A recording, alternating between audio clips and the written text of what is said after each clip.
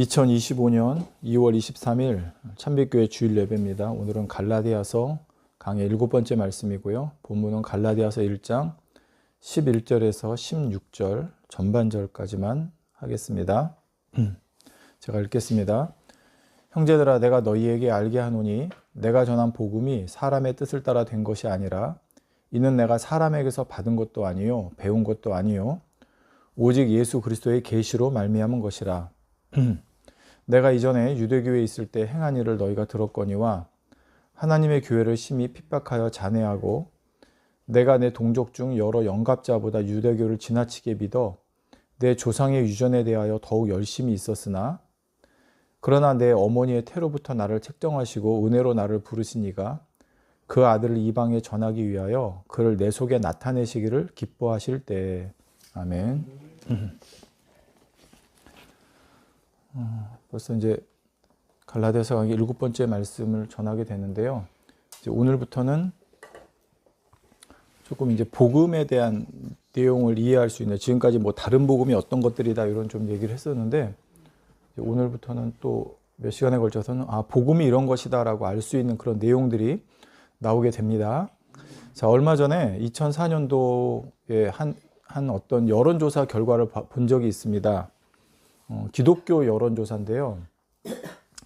먼저 비기독교인들, 즉 기독교를 믿지 않는 사람들에게 종교에 대한 호감도를 물어봤다고 합니다. 믿지 않는 사람들에게요. 그랬더니 가장 호감도가 높은 종교가 불교였습니다. 52.9%. 그 다음에 2위가 천주교 48.5%. 그 다음에 3위가 기독교가 아니라 원불교랍니다. 원불교가 17.9%. 그 다음에 4위가 기독교 14.3%. 그 다음에 5위가 천도교. 이게 10.1%. 기독교하고 4.2%밖에 차이가 안 나요. 6위가 이슬람교 5.9%. 7위가 샤머니즘. 그런 거 있죠. 사주, 점, 무당, 이런 걸 합쳐서 그게 4%랍니다. 좀 충격적이죠. 불교가 52.9%인데 기독교는 14.3%입니다. 3배가 차이가 나네요. 자, 이번엔 기독교인들에게 물어봤습니다. 기독교인들에게 물었더니 나는 기독교인입니다 라고 대답한 사람 중에 30.9%가 교회에 나가지 않고 있다고 답했습니다. 우리가 가나안 성도라고 그러죠. 이제 거꾸로 하면 안 나가. 그러니까 어떤 이유에서든지 교회를 자기가 기독교인이라고 하는데 안 나가는 사람이 30.9%, 31%. 그러니까 3명 중에 1명이네요. 그 다음에 또 굳이 어떤 교회에 나가 소속되지 않아도 종교 생활을 할 수 있다. 지금 나가고 있건 나가고 있지 않든 어쨌든 이런 생각을 하고 있는 사람이 58.9%랍니다. 그러니까 3명 중에 2명은 3명 중에 1명은 안 나가고 있고 또 그 중에 3명 중에 또 1명은 지금 교회 나가고는 있지만 굳이 교회 나가지 않아도 종교 생활을 할 수 있다고 답했다는 것입니다. 자, 또 다른 여론조사를 하나 살펴봤습니다. 거기 보면 이제 요즘 MZ세대라고 그러죠. Z세대를 17세에서 28세라고 보나 본데 17세에서 28세 청소년, 그것도 기독교를 믿지 않는 청소년에게 물어봤습니다. 그랬더니 기독교에 대해서 신뢰하냐고 물어봤더니 신뢰한다는 답은 20%, 신뢰하지 않는다는 답이 80%였습니다. 또 기독교에 호감이 있냐고 했더니 호감이 없다고 한 사람이 70%였습니다. 10명 중 7명이요. 또 앞으로 종교를 선택하게 되면 기독교를 선택하지 않겠다고 대답한 게 82.6%입니다. 자, 이 정도면 비기독교인들에게 지금 기독교가 어떻게 보여지고 있는지 알겠죠. 자, 심지어 이번에는 교회에 다니는 Z세대 청소년에게 물어봤습니다. 이 인원수가 사실 많지는 않아요. 한 600명 정도 되더라고요. 어쨌든 그 600명에게 물어봤을 때 10명 중 4명은 교회를 신뢰하지 않는다고 답했습니다. 지금 교회에 다니고 있는 기독교인 청소년인데 그럼에도 불구하고 교회를 신뢰하지 않는다가 40%라는 거예요. 자, 사람들이 이렇게 답을 한 이유는 여러 가지가 있을 텐데 비기독교인들이 꼽은 대표적인 건 교회 다니는 사람들이 언행이 일치하지 않는다. 교회 다니는 사람들이 이기적이다. 폐쇄적이다. 이런 걸 뽑았고요. 그 다음에 기독교인들이 기독교에 대해서 이렇게 부정적으로 뽑았던 건 뭐냐면 교회가 너무 물질주의적이고 팽창주의적인 걸 추구한다. 또 너무 권위주의적이다. 이제 이런 점들을 뽑았다고 합니다. 물론 이제 교회의 어떤 윤리적, 뭐 성직자의 타락 이런 것도 있었지만 이제 이런 게 있는 거예요. 어쨌든 오늘날 기독교가 비기독교인이든 기독교인이든 간에 사람들로부터 이런 평가를 받는 가장 큰 원인은 뭘까요? 저는 바로 우리가 지금 배우고 있는 이 복음이 교회 안에서 기독교인 안에서 제대로 작동하지 않기 때문이라고 생각합니다. 교회 안에 복음이 아닌 다른 복음이 슬그머니 들어와 퍼지면서 교회는 성도들에게 겉으로 보이는 행위적인 모습을 강조하게 되었습니다. 그러니까 이제 이게 결국 이중적인 모습을 나타내는 거죠. 아직 그런 믿음이 안 되는데 행위적인 걸 강조하니까 교회 안에서와 교회 밖에서의 다른 이중적인 모습이 나타나고, 또 교회 안에서조차 서로 경쟁하고 비교하는 분위기가 팽배해졌죠. 새벽기도 나오냐 안 나오냐, 수요예배 나오냐 안 나오냐, 철야예배 나오냐 안 나오냐를 가지고 비교합니다. 서로 경쟁시킵니다. 물론 여러분 새벽기도하고 수요예배 나오고 철야예배 나오고 너무 좋은 거예요. 신학이 좋은 사람의 모습이죠. 그렇지만 사람마다 다 형편이 다르잖아요. 여건이 다르잖아요. 그걸 아시는 분은 하나님이시잖아요. 근데 그걸 사람의 기준에서 당신은 수요예배 나오네, 저 사람은 안 나오네, 당신은 철야하는데 저 사람은 안 하네, 그걸 가지고 비교한다, 경쟁한다. 그걸 가지고 칭찬하고, 그걸 가지고 누구는 믿음이 더 좋다 말하고 이런 게 이제 외형적인 거를 말하는 거죠. 또 교회에서 전도나 헌신, 또 그를 통한 부흥을 마치 세상에서 무슨 실적 평가하는 것처럼 여기는 그런 분위기들이 되었다는 것입니다. 그런 가운데 성도들은 진리의 자유함이 아닌 행위의 족쇄에 묶이게 된 것이죠. 여러분 물론 처음에는 복음으로 인해 진리의 자유함을 느끼고, 죄송합니다. 자, 처음에는 교회에 나와서 이 복음으로 인해 정말 진리의 자유함, 그 은혜의 풍성함을 누리는 그런 시간이 있었어요. 여러분 그럴 때 얼마나 행복했습니까? 근데 점점점 시간이 지날수록 오히려 그 처음에 받았던 그 은혜의 그 풍성함의 그 행복감과 자유함이 아니라 뭔가 사람을 의식해야 되고 뭔가 행위적인 것으로 보이려고 하는 내 모습이 이렇게 변해갈 때 내가 혹시 다른 복음에 오염된 건 아닌가? 이걸 한번 스스로 돌아봐야 된다는 것입니다. 지난 시간에 말씀드렸죠. 복음적인 교회를 할지라도 사단은 언제든지 다른 복음으로 틈타서 그걸 흐트러 버리려고 해요, 거기를. 그러니까 늘 교회는 이 다른 복음이 침투해 들어오는 것과 싸워야 되는 거예요. 단에서 증거되는 말씀도 그렇고 성도들 사이에서도 서로 다른 복음이 우리 안에 들어오지 않도록. 물론 다른 복음의 형태적인 모습이 교회 안에 있을 수 있어요. 지난 시간에 말씀드렸듯이. 그렇지만 복음이 점점 더 성숙될수록 그런 모습들이 사라져야 되는데 오히려 교회가 복음적인 모습에서 다른 복음적인 모습으로 변해간다. 그러면 이제 그건 문제가 있는 거죠.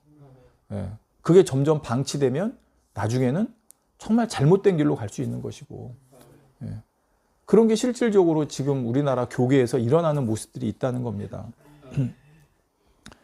또 이 복음에 대해서 그 정확한 의미와 복음의 능력을 깨닫지 못하니까, 또 복음의 능력을 체험하지 못하니까 어떤 현상이 또 일어나냐?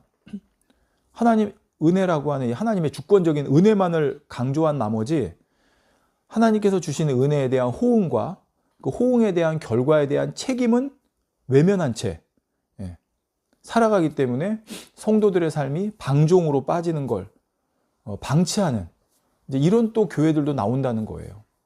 오늘 이제 주된 내용이 뒤에 이 내용인데 이것도 복음적이지가 않아요. 자, 바로 이런 모습들이 교회에서 일어나기 때문에 앞서 말씀드린 그런 여론조사의 결과가 나오지 않았나 생각해 봅니다. 아모스 8장 11절에 이런 말씀이 있습니다. 주 여호와께서 가라사대 보라 날이 이를지라 내가 기근을 땅에 보내리니 양식이 없어 주림이 아니요 물이 없어 가람이 아니요 여호와의 말씀을 듣지 못한 기갈이라 했습니다. 자, 지금 너무나 많은 말씀들이 있습니다. 그런데 분별하지 않으면 그 안에는 다른 복음이 너무나 많이 섞여 있다는 거예요. 지금은 예수 그리스도를 통해 이 땅에 처음 선포된 이 복음이 거짓 복음, 즉 다른 복음에 오염돼서 정말 2000년이 지난 지금 성도들이 마셔야 될 복음의 물이 아니라 정말 오염된 물을 먹고 탈이 나는 현상이 나타나고 있지 않은가 생각해 봐야 한다는 것입니다. 자, 이러한 때에 정령 복음의 능력이 나타나는 삶이 어떤 것인지 오늘 말씀을 통해 함께 우리가 은혜 나눔으로 사도 바울이 그렇게 외쳤던 참 복음이 저와 여러분에게 정말 삶 속에 충만히 역사될 수 있기를 주님의 이름으로 부탁드립니다. 자, 오늘 11절 12절 본문입니다. 형제들아 내가 너희에게 알게 하노니 내가 전한 복음이 사람의 뜻을 따라 된 것이 아니라 이는 내가 사람에게서 받은 것이 아니요 받은 것도 아니요 배운 것도 아니요 오직 예수 그리스도의 계시로 말미암은 것이라 했습니다. 자, 오늘 먼저 첫 번째 구절에 뭐라고 그러냐, 형제들아 했습니다. 여러분, 우리가 앞에 몇 시간 살펴보면서 그런 얘기했죠. 사도 바울이 이 다른 복음에 미혹된 갈라디아 지역 교회 성도들을 향해 처음에 편지를 시작하면서 어떻게 시작했다고 그랬어요? 되게 좀 강한 어조로, 그렇죠? 좀 화가 난 듯한 그런 분위기로 시작했어요. 6절에 보니까 1장 6절에 보면 이렇게 했잖아요. 그리스도의 은혜로 너희를 부르신 이를 이같이 속히 떠나 다른 복음 쫓는 것을 내가 이상히 여기노라. 지금 사도 바울은 이 갈라디아 성도들 향해 너희라고 부르고 있습니다. 또 그들에게 속히 떠난다고 그랬죠. 근데 이 속히 떠난다가 무슨 의미라고 그랬어요? 군대나 무리에서 배신하고 이탈하는 거라고 그랬죠. 예. 그러니까 한마디로 말하면 지금 사도 바울은 앞에서 이 갈라디아 성도들에게 뭐 죄송합니다, 이런 말을 쓴 건 아니지만 세게 말하자면 이 복음의 배신자들아, 이 복음의 이탈자들아 라고 말하고 있는 것과 같은 거예요. 자, 그런데 오늘 똑같은 오늘 본문에 보면 똑같은 편지에 조금 앞에 지난 다음에 사도 바울은 형제들에게 이제 이 성도들에게 뭐라고 부르고 있어요? 형제들아 라고 부르고 있습니다. 자, 지금 형제들아 라고 부르고 있습니다. 분위기가 완전 전환된 거예요. 자, 우리는 여기서 우리가 그리스도의 성품, 그리스도인의 성품, 그리스도인의 품격에 대해 생각해 볼 수가 있습니다. 성도 여러분, 오늘날 교회 안에서 사실 이런저런 분쟁과 다툼이 일어나는 것이 사실입니다. 그렇지 않은 교회들도 있습니다. 그렇지만 크고 작은 다툼과 분쟁들이 교회 안에서 곳곳에서 일어나고 있는 것들도 현실이에요, 또. 그리고 그러한 상황이 되면 서로 전쟁이라도 하듯이 상대를 향해 험한 말을 하거나 심지어 내 편은 천국 갈 사람이고 상대편은 지옥 갈 사람이라고 말하기도 합니다. 더욱이 그 다툼의 원인이 어떤 무슨 뭐 예수 그리스도를 부정하니 뭐 이런 문제가 아니라 교회 안에서의 어떤 권력 다툼, 이권 다툼인 경우가 또 있다는 거예요. 누구파 나뉘어서 한 교회 안에서 마치 서로 원수처럼 여기며 싸운다는 것입니다. 근데 여러분 생각해 보십시오. 예수님께서 뭐라고 그랬어요? 형제를 보고 나가라고 해도 그 어떤 형벌이 따른지 마태복음에 나오잖아요. 5장부터 해서 쭉 나와요. 여러분, 우리가 한 교회 안에 있을 때요, 예수 그리스도를 떠난 게 아니면 형제예요, 자매예요. 나중에 천국 가서 어떻게 볼 거예요, 얼굴을. 네. 물론 상대가 예수 그리스도를 떠나려고 할 때는 정말 강력한 경고를 해서라도 해야죠. 그렇지만 지금 말씀드린 대로 이것이 무슨 교회 안의 권력 다툼이라든지 이권 다툼이라든지 아니면 감정 싸움이라든지 이런 걸로 상대를 미워하고 상대를 원수처럼 여기고, 그럼 예수님께서 말씀하신 내용에 정면으로 위배되는 거예요. 지옥에 간다 그랬잖아요. 지옥불에 떨어진다 그랬잖아요. 형제를 향해서 욕하고 할 때. 그러면 거기에 해당되는 거 아니에요? 그러면 그런 사람은 과연 예수님의 말씀을 믿는 건가? 생각해 봐야 된다는 거예요. 자, 오늘 사도 바울의 태도를 보십시오. 사도 바울이야말로 지금 복음을 배신하고, 이들은 지금 복음을 배신한 사람들이에요. 그들을 향해서는 정말 강력하게 얘기할 수 있는 거예요. 이 복음의 배신자들이라고 얘기할 수도 있는 거예요. 근데 복음의 배신자는 다른 걸로 정하는 게 아니에요. 예수 그리스도를 떠났는가, 예. 포도나무 가지에서 떨어져 나갔는가를 봐야 되는 거지 다른 걸로 평가하는 게 아니라는 거예요.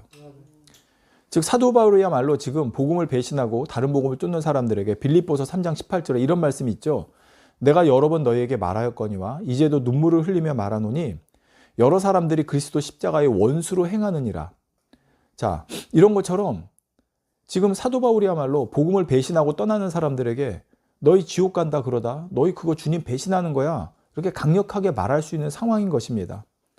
그러나 사도 바울은 그런 사람들을 향해 형제들아 하면서 다가가고 있는 것을 볼 수 있습니다.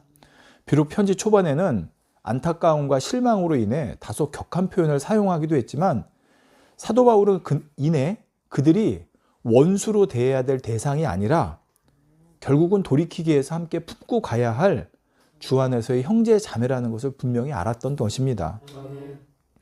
그리고 사도 바울이 이렇게 할 수 있었던 것은 로마서 1장 14절에 헬라인이나 야만인이나 지혜 있는 자나 어리석은 자에게 다 내가 빚진 자라. 뭐의 빚진 자예요? 복음의 빚진 자. 고백한 대로 자기 자신을 모든 사람에 대해서 복음의 빚진 자로 여겼기 때문입니다. 그렇다면 여러분 오늘날 교회의 모습은 어떻습니까? 앞서 말씀드린 대로 작은 의견 차이 하나로 파가 나뉘고 상대를 마치 원수처럼 대하려는 태도는 과연 지금 사도 바울이 보여주고 있는 이 복음적인 태도라고 할 수 있을까요?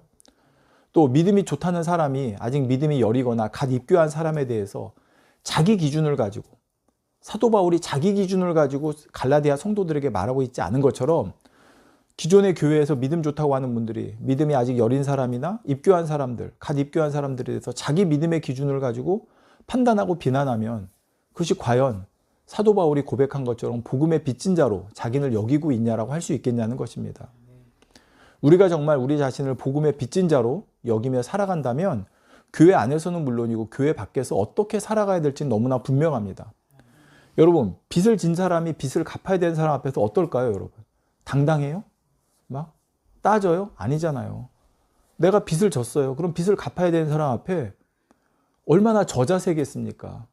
겉으로 볼 때는 얼마나 더 온순하겠고 어떻게든 그 사람한테 마찬가지예요. 우리가 복음에 빚졌다고 그러면 우리가 교회 안에서는 물론이고 세상에 대해서도 내가 먼저 복음을 받은 자로서 그들에게 복음의 빚진 자로 살아갈 때 우리는 앞서 말한 그런 여론조사에서 나왔던 것처럼 비기독교인들이 기독교인에 대해 언행이 일치하지 않는다, 이기적이다, 폐쇄적이다, 권위주의적이다 이런 말을 듣지 않을 수가 있다는 것입니다. 이 말씀을 듣는 분 중에 먼저 복음에 먼저 듣고 이제 우리는 아직 복음을 듣지 못한 사람에게 복음의 빚진 자이잖아요. 그렇다면 우리는 과연 사도 바울처럼 복음의 빚진 자로서 정말 그런 온유한 심정으로 긍휼의 마음으로 아직 믿지 않는 사람들, 믿는다고 하지만 믿음이 연약한 사람들, 또 믿는데 잘못 믿어서 다른 길로 빠지려고 하는 사람들에 대해서 과연 어떤 마음과 태도를 가지고 있느냐. 오늘 사도 바울이 형제들아라고 하는, 형제들아 할 때 뭐 사도 바울이 형제들아 그랬겠어요? 형제들아라고 했을 거 아니에요. 편지지만 그 분위기가 긍휼과 안타까움과 정말 사랑의 마음과 자비의 마음과 그런 폭넓은 마음으로 불렀을 것이라는 것입니다. 자, 다시 본문으로 돌아가서 사도 바울은 이제 이러한 온유한 심령으로 갈라디아 교회 성도들을 향해 왜 자기가 전하는 복음이 참 복음인지를 하나하나 설명해 갑니다. 자, 이제 그게 지금부터 설명되는데 사도 바울은 그 근거로 뭘 들었냐면 내가 전한 복음은 사람에게 받은 게 아니야. 사람에게 배운 것도 아니야. 이건 오직 예수 그리스도의 계시로 말미암은 것이야 라고 말하고 있습니다. 지금 이는 사도 바울이 전한 복음에 대해서 거짓 교사들, 즉 다른 복음을 전하는 사람들이 뭐라고 얘기했냐면 야, 사도 바울은 예수님께 배운 사람이 아니야. 저 사람은 쉽게 말하면 가짜야. 어디 딴 데서 배워왔거나 다른 사도들에게 배워서 너희에게 전하는 거야. 그러니까 그 정통성을 인정하지 않으려고 했다는 거예요. 근데 지금 이제 사도 바울은 뭐라고 그러냐? 아니야, 난 사람에게 배운 게 아니야. 들은 게 아니야. 나는 예수 그리스도로부터 직접 받은 거야. 계시로 라고 말하고 있는 거예요. 사도 바울은 자신이 전한 복음이 이전에 다른 사람들이 만들어 놓은 것을 가공하거나 또는 누군가에게 배운 것이 아니라고 말하고 있습니다. 이는 기독교 복음이 형성되는 과정에서 매우 중요해요. 왜 그러냐? 오늘날 기독교를 이제 잘 모르면 뭐 유대교나 기독교나 이슬람교나 다 하나님 믿는 거 아니야? 이렇게 말하기도 하고 뭐 기독교는 유대교에서 나온 거 아니야? 그냥 거기에 그냥 예수 그리스도 붙여서 만든 거 아니야? 이렇게 말하기도 해요. 물론 기독교가 유대교의 뿌리로부터 나온 건 맞습니다. 그렇지만 기독교와 유대교는 전혀 달라요. 예. 잘못 생각하면 유대교에 있는 거 배워서 거기 있는 거 그냥 적당히 가져다가 섞어서 기독교 만들었다 말하는데 그게 아니라는 거예요. 자, 잘 모르면 유대교도 기독교도 다 하나님 믿는 거 아니야 할 수 있지만 아니에요. 유대교는 여호와 하나님 한 분을 믿는 거고요. 기독교는 삼위일체 하나님을 믿는 거예요. 예. 또 유대교에서 말하는 구원의 방식과 기독교에서 말하는 구원의 방식은 전혀 달라요. 따라서 기독교는 유대교의 전통에 적당히 예수 그리스도의 십자가 구속 사건을 넣어서 만든 종교가 아니라는 것입니다. 그러니까 지금 사도 바울이 전하는 이 복음이 그가 예전에 몸담았던 유대교에 있던 거를 적당히 가져다가 거기다 예수 그리스도를 섞은 것도 아니고 또 다른 사도로부터 배운 것도 아니고 어디 다른 데서 누가 전한 거를 따다가 한 것도 아니라는 거예요. 여러분, 근데 이건 되게 중요해요. 오늘날 제가 이제 그 나와서 그 어떤 뭐 이단의 계보라든지 뭐 이런 걸 한번 이제 쭉 공부를 해본 적이 있어요. 그랬더니 이게 우리가 몰라서 그렇지 1900년도 초부터 있었던 내용들이더라고요. 예, 그걸 그냥 그대로 가져다 쓴 거예요. 근데 이제 지금도 여전히 뭐 신땡땡이니 뭐 이런 거 믿는 사람들은 자기네가 독창적이라고 생각하죠. 아니라는 거예요, 그게. 이전부터 있었어요. 근데 모르니까 그렇게 되는 거예요. 여러분, 지금 이단에 빠져 있는 사람들이 그래요. 우리는 그 교주가 이건 독창적이다. 이건 내가 하나님께 받았다. 뭐 이렇게 얘기를 하잖아요. 아니에요, 여러분. 저 다른 그 이전에 있었던 그 이단의 계보부터 보면 다 거기 있었던 내용들 짜집기해서 만들어 놓고 이걸 내가 독창적이다라고 말하는 경우가 있다는 거예요. 그러니까 우리가 우물안 개구리처럼 있으면 안 된다는 거예요. 알아야 돼요. 들어야 돼요. 예. 그런데 그러지 말고 귀 가리고 눈 가리고 듣지 말아라, 보지 말아라, 우리 것만 최고다? 그러면 결국 잘못된 거에 빠질 수 있다는 거예요. 여러분, 기독교를 우리가 계시의 종교라고 합니다. 계시란 신이 당신을 우리 인간에게 나타내 보여주셔야 된다는, 보여주시는 게 계시예요. 즉, 기독교는 뭐냐면 신이 먼저 우리 인간에게 다가와 당신을 나타내 주시는 거예요. 근데 다른 종교는 뭘까요? 신이 다가오는 게 아니라 사람이 자기 안에 있는 뭔가 초월적인 힘과 능력을 향상시켜서, 개발시키고 향상시켜서 자기가 신적인 존재로 가는 게 다른 종교예요. 이게 절대적인 차이예요. 기독교는 어떻게 된다고요? 신이 우리를 찾아오셔서 당신을 나타내 주시는 거고, 다른 종교는 사람이 자기 안에 있는 뭔가 신적인, 뭔가 그런 초월적인 힘과 능력을 개발해서 자기가 신처럼 되어가는 거예요. 그래서 그들은 끊임없이 자기가 신적인 존재가 되기 위해 수행하고 고행하고 그런 걸 통해 초월적인 경지에 이르려고 한다는 거예요. 만약에 기독교가 그러고 있다, 그러면 그거는 잘못된 종교적인 영향을 받은 거예요. 그러니까 이게 우리가 정확히 구분해야 돼요. 뭐 여러분, 기독교에서도 보면 잘못하면 그게 고행이 되고 수행이 돼요. 그게 아니에요. 기독교는 고행하고 수행하고 내가 뭔가 도를 닦아서 되는 게 아니에요. 하나님이 나에게 나타내 주셔야 돼요. 대표적인 게 뭐냐? 여러분, 성경을 읽을 때, 여러분, 성경이 지금 이 세상에 이 출판물로 나온 책 중에 베스트셀러, 스테디셀러 1인 거 아세요? 가장 많이 팔린 책이에요. 기독교인만 읽는 게 아니라 전 세계 수많은 사람들이 성경책을 읽어요. 그 여러분, 웬만한 호텔 가보면 호텔에 서랍 열어보면 거기 성경책이 들어있거든요. 그 정도예요. 근데 여러분, 그렇게 많은 사람들이 읽어도 그들이 크리스찬이 되느냐? 아니라는 거예요. 왜요? 하나님의 계시가 없기 때문에, 즉 성령의 조명하심이 없기 때문이에요. 성령의 조명하심, 즉 하나님이 당신을 나타내 주시는, 당신을 드러내 주시는 이런 계시하심이 없이는 성경을 100번, 1000번 읽어도 이해되지 않습니다. 그냥 성경이 하나의 경건서적이나 도덕서적이에요. 반면에 하나님의 계시하심, 즉 성령의 감동함으로 우리에게 깨우쳐 주셔서 하나님이 당신을 성경에 담긴 당신을 우리에게 나타내 주실 때 우리는 성경을 읽으면서 그 안에 담긴 무한한 신비와 영적인 깨달음을 얻을 수가 있는 거예요. 그런데 기독교가 계시의 종교인 정말 중요한 이유는 또 하나 다른 게 있습니다. 그건 바로 뭐냐? 하나님이 우리 인간을 통해 계시된다는 거예요. 다시 말씀드려요. 앞서는 우리가 성경을 얘기했죠. 하나님이 성경 안에 하나님에 대해 담아 놓으셨어요. 근데 그걸 우리가 그냥 육으로 읽으면 그건 그냥 경건서적이에요. 근데 거기에 하나님의 계시하심, 성령의 감동함을 통해 계시하심을 보여주시면 그 성경에서 하나님을 만나요. 그러니까 여러분, 그런 사람이 있거든요. 성경 읽으면서 예수 그리스도 영접하는 사람들. 근데 어떤 사람은 100번 읽어도 예수 그리스도 영접 못해요. 그게 바로 하나님의 계시하심이 있냐 없냐예요. 근데 이거보다 더 중요한 게 뭐냐? 바로 그 하나님이 나를 통해서 계시된다는 거예요. 이게 무슨 얘기냐면, 우리가 예수 그리스도를 믿음으로 연합되어질 때 우리 안에 누가 오세요? 성령님. 하나님이 오시는 거예요. 근데 성령님은 예수님과 하나님과 동일한 분이기 때문에 우리 안에 예수 그리스도, 하나님이 우리 인간 안에 들어오시는 거예요. 그리고 이렇게 인간 안에 들어오신 하나님께서 이제 어떻게 돼요? 나를 통해 세상에 당신을 나타내신다는 말이에요. 이걸 우리가 하나님의 계시하심이라고 말하는 거예요. 세상 종교는 인간이 뭔가 스스로 이루어서 신처럼 되는 것이라면, 기독교는 신이신 하나님께서 우리 안에 들어오셔서 우리를 통해 당신을 나타내 주시는 거예요. 자, 따라서 그렇기 때문에 복음은요, 설령 나를 통해서 뭔가 아무리 대단한 일이 일어나도 그것은 결국 누가 한 거예요? 내 안에 들어오신 하나님이 나를 통해서 하신 거잖아요. 그렇기 때문에 그거를 내가 한 것이라고 할 수 없다는 거예요. 그러니까 여기서 여러분 딱 구분하세요.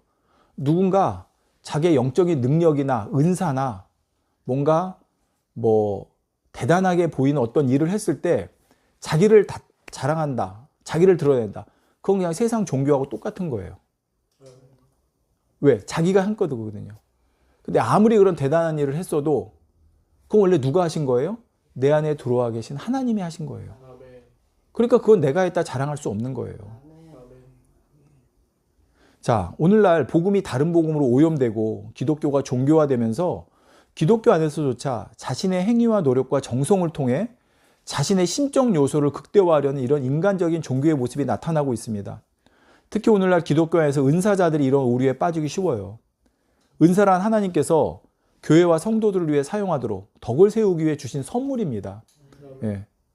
그런데 그것을 마치 내가 어떤 영적 수준이 높아서 나에게 주어진 것인 양 그 영적 수준을 드러내고 자랑하는 도구로 은사를 사용하고 있다면 이건 너무나 잘못된 거예요. 여러분, 은사는 하나님께서 주신 선물이라니까. 은사 자체가 은혜예요. 예, 은혜로 주신 하나님의 사역을 위해서 주신 하나님의 하나의 도구로 주신 거란 말이에요. 은사란 것은. 근데 그거를 내가 기도 많이 해서 내가 뭐 하나님의 사랑받아서 내가 뛰어나서 여러분 그렇게 생각하시면 안 돼요. 그렇게 쓰임받을 사람에게 주신 것일 뿐이지 그게 나의 어떤 행위와 노력으로 그러면 여러분 어떤 사람은 왜 그렇게 막 뭐 금식하고 철야하고 기도하고 아무리 해도 왜 은사가 안 주어지는 사람이 있어요? 예.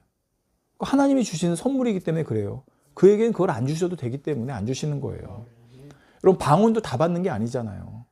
그런데 어떤 사람은 방언 받은 사람은 대단한 사람이고 방언 못 받은 사람은 믿음 없는 사람이고 아니라는 거예요. 방언도 은사기 때문에 어떤 사람에게 주실 수 있고 어떤 사람에게는 안 주실 수 있어요.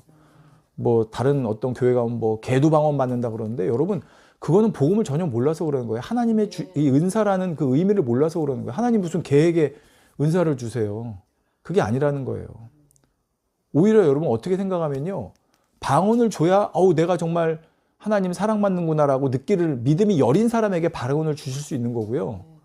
그거 없이도 기도 잘하는 사람에게는 방언 안 주실 수도 있는 거예요. 그러니까 그건 하나님의 기쁘신 뜻이기 때문에 사람이 헤아리면 안 되는 거예요.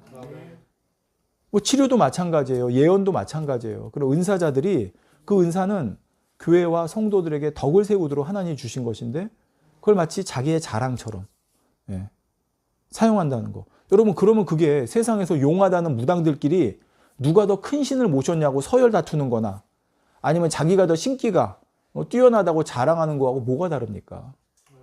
똑같은 거예요. 그러니까 그게 기독교가 다른 복음이 들어가고 종교화되면 세상 종교적인 모습이 교회 안에 똑같이 나타나는 거예요. 근데 몰라요, 그거를. 왜? 복음이 뭔지를 모르기 때문에. 네. 그냥 세상 종교적인 요소를 그대로 따다 놓고 우리는 기독교다 하고 있는 거예요. 전혀 아니에요, 여러분. 그러므로 우리는 기독교의 복음이 갈라디아서 2장 20절에 이런 말씀하시죠. 사도 바울이 내가 그리스도와 함께 십자가에 못 박혔나니 그런즉 이제 내가 산 것이 아니요 오직 내 안에 그리스도께서 사신 것이라는 이 말씀처럼 이 기독교에서 말하는 이 계시의 종교라는 거는 바로 예수 그리스도, 내 안에 들어오신 예수 그리스도 하나님께서 나를 통해 당신을 나타내시는 삶을 산다는 거. 이게 복음이라는 거 알아야 돼요. 예. 여러분 포도나무에서 포도 열매가 맺히는 것처럼 그리스도인에게서는 그 삶에 누가 맺혀야 돼요? 그리스도라고 하는 열매가 맺혀야 되는 거예요. 그 그리스도인을 통해서 하나님이 계시된다는 건 뭐예요? 사람들이 그 사람을 봤을 때 제가 그리스도인이네. 그리스도가 제 모습에서 나타나네. 라고 할 수 있는 게 그리스도인이라는 사실입니다. 자, 이제 이어지는 본문에서 사도 바울은 누군가 사람에게 배워서 절대 알 수 없는 복음을 자기가 예수 그리스도의 계시로 받았다고 하는 증거를 이렇게 말합니다. 13절에서 16절 전반절입니다. 내가 이전에 유대교에 있을 때 행한 일을 너희가 들었거니와 하나님의 교회를 심히 핍박하여 잔해하고 내가 내 동족 중 여러 영갑자보다 유대교를 지나치게 믿어 내 조상의 유전에 대하여 더욱 열심히 있었으나 그러나 내 어머니의 태로부터 나를 택정하시고 은혜로 나를 부르시니가 그 아들을 이방에 전하기 위하여 그를 내 속에 나타내시기를 기뻐하실 때. 여러분, 갈라디아 성도들이 사도 바울에 대해서, 즉 사도 바울이 복음을 만나기 전에 어떤 사람인지 들어서 알까요, 모를까요? 알아요. 사도 바울이 어떤 사람이었습니까? 사도행전에 잘 나와요. 사도 바울은 그 전에 그 이름은 사울이었습니다. 자, 그렇지만 이제 우리가 헷갈리지 않게 바울이라고 얘기할게요. 바울은 주님을 만나기 전에 유대교에 있었는데 그는 예루살렘 각 집을 다니면서 그리스도인을 남녀 불문하고 잡아다가 감옥에 집어넣는 사람이었어요. 또 그러한 그리스도인들을 사형에 처하는 것에 찬성했고 교회를 핍박하는 차원을 넘어서 멸하려고까지 했습니다. 스데반 집사를 돌로 쳐 죽일 때 그 현장에 있었고 다메섹 도상에서 예수님을 만날 때도 그는 기독교인을 잡으러 가는 중이었어요. 자, 완전히 기독교 입장에서 보면 기독교인을 색출해서 정말 죽이려고 하는 정말 절대적인 어떤 그런 원수와 같은 사람이었죠. 자, 그러면 사도 바울은 왜 이랬을까요? 그가 이전에 믿던 유대교에 열심히 있었기 때문에 기독교를 핍박했다는 것입니다. 그는 동료뿐만 아니라 영갑자보다도 유대교에 더 열심히 있었고 그는 바리새인 중에 바리새인이었어요. 가장 엄격한 그런 율법의 그런 전통을 따르는 교파에 있었어요. 그야말로 유대교에 완전히 꽂혀 있었기 때문에 이러한 이러한 바울이 예수 그리스도를 영접할 거라고는 정말 눈꼽만치도 그러잖아요. 하늘이 두 쪽 나도 그럴 일 없을 거라고 생각했던 사람이 누구예요? 사도 바울이에요. 여러분, 유대교를 열심히 믿는데 저 중에 사도 바울 쟤는 다른 사람은 혹시 몰라도 사도 바울 쟤는 절대 유대교를 버리고 예수 그리스도를 영접할 사람이 아니야 라고 할 만한 사람이 사도 바울이었다는 거예요. 근데 이 사도 바울이 어떻게 됐어요? 예수 그리스도를 영접하고 예수 그리스도를 전하는 사람이 됐어요. 자, 그렇다면 우리가 상식적으로 생각해 보세요. 사도 바울은 예수 그리스도 믿는 사람을 핍박하던 사람이에요. 예수 그리스도라는 그 존재 자체를 부정하는 사람이었어요. 근데 그가 어느 날 예수 그리스도를 믿게 됐고 예수 그리스도를 전하게 됐어요. 그럼 이걸 한 사람은 누구겠어요? 하나님. 사도 바울이 자기가 부정하고 자기가 없애고자 했던 예수 그리스도를 직접 만나지 않았다면 그렇게 할 수 있었을까요? 아니란 말이에요. 그러니까 지금 사도 바울이 이 얘기를 하는 거는 나 옛날에 이런 사람이었어 라고 말한 이유가 뭐예요? 나 옛날에 이런 사람이었는데 이런 내가 변했어. 근데 너희들 생각해봐. 이런 내가 변했다는 건 뭘 말하겠어? 내가 예수 그리스도를 만났다는 거야. 그러니까 내가 변했지. 이 얘기를 하고 싶은 거예요. 이런 사도 바울을 회심시킬 수 있는 유일한 분은 바로 주님, 우리 하나님이십니다. 지금 사도 바울이 자신의 과거의 행적을 말하는 이유는 나를 이렇게 회심시킬 분은 하나님 한 분뿐이다. 즉 그 이유는 내가 예수 그리스도를 만났기 때문이다라고 말하려는 거예요. 그러니까 내가 어디서 주워 듣고 한 복음이 아니라 내가 예수 그리스도를 통해서 직접 만났고 직접 그 복음을 들었고 그걸 통해서 내가 깨어졌기 때문에 내가 예수 그리스도를 전하는 사람이 되었다라고 말하는 거예요.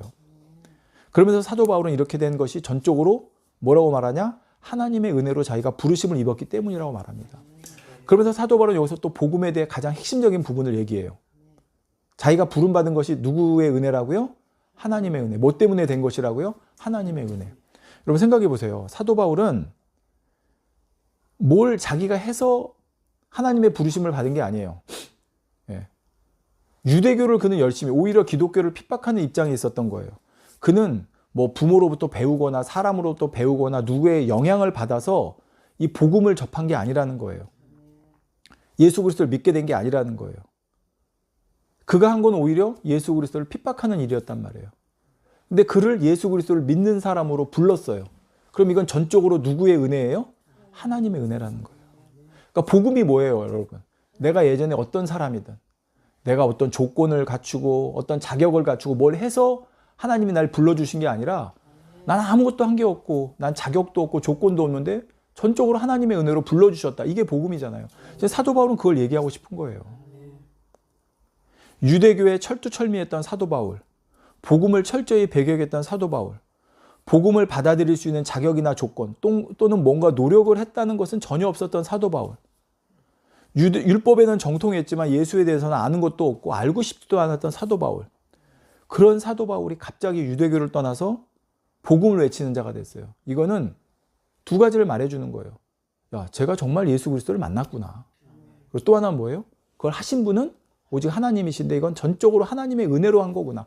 사도 바울이 뭐 잘나서, 사도 바울이 뭘 잘해서 아니에요. 뭐 사도 바울이 물론 그 이전에 가말리엘 문화에서 뭐 배우고 뭔가 지식이 있고 그러니까 하나님께서 예전에 있던 그걸 쓰시려고 그걸 불렀다? 맞을 수도 있어요. 그렇지만 하나님은 돌로도 떡을 만드시는 분이에요. 예.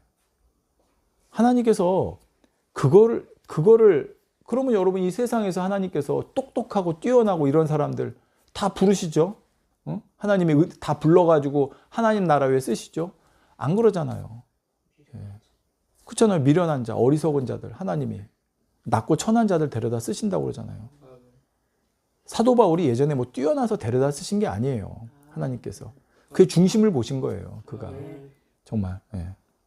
성도 여러분, 사도 바울은 구약의 정통한 사람입니다. 구약에서 말하는 율법의 한마디로 도 같은 사람이에요. 어디 가서 율법을 전하라고 하면 술술술 막힐 것이 없이 몇 날 며칠 아니 그 이상도 전할 수 있는 사람이에요. 그런데 하나님께서 사도 바울을 불러서 뭘 전하라고 하셨어요? 예수 그리스도. 하나님께서는 그 율법의 정통한 사도 바울을 불러서 율법을 전하라고 하신 게 아니라 예수 그리스도를 전하라고 부르신 거예요. 만약 구원의 길이, 구원의 조건이 율법에 있다면 사도 바울에게는 너무나 좋은 거죠. 왜? 사도 바울은 율법에 정통하니까. 만약에 이 율법이 구원의 길이고 율법의 조건이라면 하나님께서 사도 바울을 불러서 뭘 시키셨겠어요? 율법 전하기 시키셨겠죠. 누구보다도 잘하던 뛰어난 율법을 잘하는 사람이니까. 그런데 바울은 그 율법을 전한 게 아니라 예수 그리스도를 전하는 사람이 되었습니다. 그가 예수 그리스도의 계시로 받은 복음에 조금이라도 율법을 행하라는 조건이 있었다면 아마 사도 바울은 자신 있게 예수 그리스도를 믿으세요. 근데 율법에 이런 것도 행해야 됩니다라고 전했겠어요? 안 전했겠어요? 당연히 전했죠. 왜? 자기 전공 분야예요. 너무나 자기가 잘하는 거예요. 그러니까 만약에 사도 바울이 예수 그리스도로부터 받은 복음에 예수 그리스도를 믿는데 야 할례는 해야 돼. 안식일은 지켜야 돼. 이런 율법은 지켜야 돼. 이런 조항이 있었다면 사도 바울이 먼저 그걸 전하고 가르쳤을 거예요. 왜? 자기가 너무나 잘 아는 거고 자기는 그렇게 해왔던 거니까. 예. 그런데 율법에 누구보다도 정통했던 사도 바울은 복음을 전하면서 율법을 지켜야 한다는 말은 한마디도 하지 않았어요. 여기서 율법을 지켜야 한다는 말을 한마디도 하지 않았다는 게 율법 안 지켜도 된다는 게 아니에요. 예수 그리스도를 믿는 그 복음은, 그러니까 구원받기 위해서 내가 하나님의 백성이 되기 위해서 율법을 지켜야 돼. 그 조건으로는 한마디도 안 했다는 거예요. 예. 이걸 여러분 구분해야 돼요. 예. 예수 그리스도 믿은 다음엔 율법이 폐해지는 게 아니라 율법을 지켜야 된다고 얘기를 했어요. 그거는. 그렇지만 예수 그리스도를 구세주로 영접하고 구원받은 하나님의 자녀가 되기 위해서 율법을 지키는 게 필요하진 않기 때문에 한마디도 하지 않았다고 얘기하는 거예요. 사도 바울이 말한 복음은 오직 예수 그리스도를 믿는 것, 그 하나면 충분하다는 것이었습니다. 왜요? 사도 바울 자신이 바로 그렇게 부름받고 구원받았기 때문에요. 자, 이러한 사도 바울의 간증이야말로 갈라디아 성도들에게 매우 효과적인 방법이었습니다. 왜 그럴까요? 이 편지를 읽는 갈라디아 성도들은 이제 어떤 생각을 합니까? 그치, 사도 바울이 원래 유대교의 아주 철저한 신봉자였지 누구보다도 율법에 대해 잘 아는 사람이었어. 그런데 그런 사도 바울이 우리에게 복음을 전할 때는 율법에 기록된 어떤 것도 말하거나 강요하지 않았단 말이야. 그리고 사도 바울은 우리에게 오직 예수 그리스도의 십자가와 죽음과 부활, 그것만 전했어. 그리고 우리에게 예수 그리스도의 구주와 주되심을 고백만 하면 그걸로 충분하다고 했었지. 그게 아니면 사도 바울이 진작에 우리에게도 할례해라, 안식을 지켜라, 정것밥 지켜라 얘기했을 텐데 말이야. 아, 맞아. 사도 바울이 전해준 복음은 이런 게 아니었지 라고 스스로 생각할 수 있도록 이걸 던져줬다는 거예요. 성도 여러분, 사도 바울은 자신이 조상의 유전에 있어서 더욱 열심히 있었다고 말합니다. 당시 유대인들에게는 하나님께서 주신 율법만이 아니라 어떻게 하면 그 율법을 더 잘 지킬까? 어떻게 하면 그 율법을 우리 삶에 적용할까? 이런 구체적인 내용들을 규정하기 위해서 조상의 유전, 흔히 말하는 장류의 유전이라는 것을 만들어서 그것 또한 매우 중요시하게 여겼습니다. 뭐 그런 거예요. 안식일에 몇 걸음 이상 뭐 움직이면 안 된다. 이런 것까지 규정을 해놨단 말이에요. 근데 그 목적이 뭐예요? 안식일 잘 지키려고. 그런데 오히려 그렇게 만들어낸 규정들이 율법을 주신 하나님의 그 참 뜻과 의미를 왜곡하고 말았습니다. 하나님께서는 율법을 통해 사랑과 긍휼로 다스려지는 하나님 나라를 이루려고 하셨던 거예요. 그런데 이러한 하나님의 뜻을 왜곡해서 율법에만 꽂혀서 율법을 기준 삼아 종교적인 열심이 있는가 아닌가, 누가 더 종교적으로 탁월한가 아닌가를 나누는 수단이 되고 말았다는 거예요. 자, 율법을 주신 이유가 뭐라고요? 사랑과 긍휼로 이루어지는 하나님의 나라를 만들라고 주신 거예요. 죄에서는 멀리하고 서로 간에 이웃끼리, 형제끼리 어떻게 사랑해야 되는지를 알려주시기 위해서 이 율법을 주셨는데, 오히려 사람은 그 율법을 자기들 생각 가운데 더 세세하게 규정하고 만들어 놓은 장로의 유전이라는 것까지 만들어서 그걸 뭘 기준으로 삼았어요? 누가 종교적 열심이 있는가 없는가, 누가 더 종교적으로 탁월한가 아닌가. 오늘날 교회도 그러잖아요, 여러분. 누가 기도하나 안 하나, 누가 성경을 더 많이 하나 안 하나, 누가 새벽기도 하나 안 하나, 누가 뭐 충성하나 안 하나, 뭔가 그 기준을 가지고 종교적인 탁월함과 그렇지 못하는 것을 나누는 수단이 되지 않았냐는 말이에요. 대표적인 게 바로 안식일에 손 마른 사람 고쳤을 때 바리새인들의 태도잖아요. 그들은 안식일에 치료해 주신 예수님에 대해서 감사를 표현하는 게 아니라 분노와 비난을 나타냈습니다. 예수님의 그러한 행동이 자기들의 전통에 어긋난다고 생각하기 때문이에요. 안식일을 원래 주신 하나님의 의미는 인간에게 참된 안식과 평안을 주는 건데, 그럼 그 안식일에 치료를 해주셨어요. 그러면 안식과 평안의 의미에 맞아요, 안 맞아요? 맞잖아요. 그럼 영광 돌려야 되는데, 그게 아니라 자기들이 만들어 놓은 장로 유전에 어긋난다고 해서 치료하신 예수님을 비난한단 말이에요. 이처럼 안식일을 오히려 사람에게 하나님께서 주신 안식과 평안이 아니라 사람을 올가매는 규정으로 변질시켰다는 것입니다. 이것이 바로 다른 복음에서 나타나는 현상입니다. 율법은 분명히 선한 것이고 하나님의 백성으로서 지켜야 될 마땅한 것이지만, 그 목적은 하나님의 백성들로 하여금 사랑으로 완성시키라고 주신 것입니다. 그런데 율법에 꽂히게 되면 그 율법을 뭘로 써요? 차별과 판단과 증오의 수단으로 사용해요. 누가 율법을 지키나 안 지키나, 누가 더 잘 지키나 안 지키나, 이걸 가지고 차별하고 판단하고, 또 안 지키는 사람, 어기는 사람을 미워하고 소외시키는 이런 도구로 쓴단 말이에요. 율법 자체는 선한 것이고 그걸 통해 사랑으로 완성시키라고 하셨는데, 더 나아가 율법을 지킴으로써 하나님의 선택받은 유대인이 된다고 생각하는 것처럼 율법을 지켜야 구원받고 율법을 지키지 않으면 구원받지 못한다는 정죄, 이런 유대주의적인 다른 복음이 오늘날 교회 안에서 버젓이 정통 복음으로 오히려 더 완전하고 바른 복음처럼 전해지고 있는 것입니다. 여러분, 율법을 지키는 건 맞아요. 그런데 율법을 지키냐 안 지키냐를 가지고 구원받았다 아니다를 정하는 건 아니라는 거예요. 복음은 그걸 말하는 게 아니에요. 근데 복음은 율법을 지키는 게 맞아요, 안 맞아요? 맞아요. 근데 복음은 그 율법을 지키냐 안 지키냐를 가지고 구원받았네 안 받았네를 가르는 건 아니라는 거예요. 왜? 그가 예수 그리스도를 구주로 믿고 있으면. 자, 결론입니다. 바울은 이전에 유대주의자였습니다. 율법을 지키는 것이 구원의 길이라고 굳게 믿었어요. 어떻게 하면 그는 더 온전한 구원을 이룰 수 있을까를 고민하는 사람이었어요. 이게 좋은 거잖아요. 그렇기 때문에 조상들이 분석해 놓은 그 장로의 유전까지도 공부해서 이걸 지키는 거야말로 하나님이 기뻐하시는 거라고 철석같이 믿고 있던 사람이 사도 바울이에요. 그러니 그는 매 순간 어떻겠습니까? 내가 지금 율법 잘 지키고 있나? 내가 지금 조상들의 유전에 어긋나는 거 있지 않나? 이렇게 매 순간마다 종교적인 규범에 매여서 끊임없이 확인하고 확인할 수밖에 없었을 것입니다. 이게 바로 율법에 매인 사람의 삶이에요. 의도는 좋아요, 여러분. 의도는 좋다니까요. 하나님 더 기뻐하시게 하려고, 더 잘 믿으려고, 더 온전한 구원을 이루어 보겠다고. 근데 그게 왜 그런 게 나온 거예요? 예수 그리스도를 몰라서. 예수 그리스도를 통해서 온전한 구원은 이미 이루어졌어요. 근데 그걸 모르니까 뭔가 자기가 또 덧붙여서 더 완전케 해보려고 하는 거 아니에요. 그러다 보니까 내가 지금 율법 잘 지키고 있나? 내가 지금 조상들의 유전에 어긋나는 거 없나? 성경에 하라, 하지 말라, 지키라, 버리라. 내가 지금 여기서 뭘 어기고 있지? 뭘 지키고 있지? 뭘 해야 되는데 뭘 안 하고 있지? 그냥 이게 어떤 모습이에요? 율법에 매여 사는 모습이잖아요. 그런 사도 바울이 예수님을 만나고 복음을 통해 진정한 자유를 누리게 되었습니다. 그리고 자신이 맛보고 누린 복음의 능력을 전하게 된 것이죠. 이 복음의 능력은 사도 바울을 통해 그리스도의 모습으로 또 나타나게 되었습니다. 이것이 바로 오늘날 동일하게 교회 안에서 이루어져야 될 복음의 진정한 역사입니다. 여러분, 많은 교회들이요, 복음으로 처음에 시작해요. 근데 아까 말씀드린 대로 잘해보려고 하니까, 더 잘 믿어보려고 하니까, 그러다가 뭐가 개입되냐? 사람의 행위가, 율법이 개입되는 거예요. 율법도 여러분 하나님의 은혜로 지키는 거예요.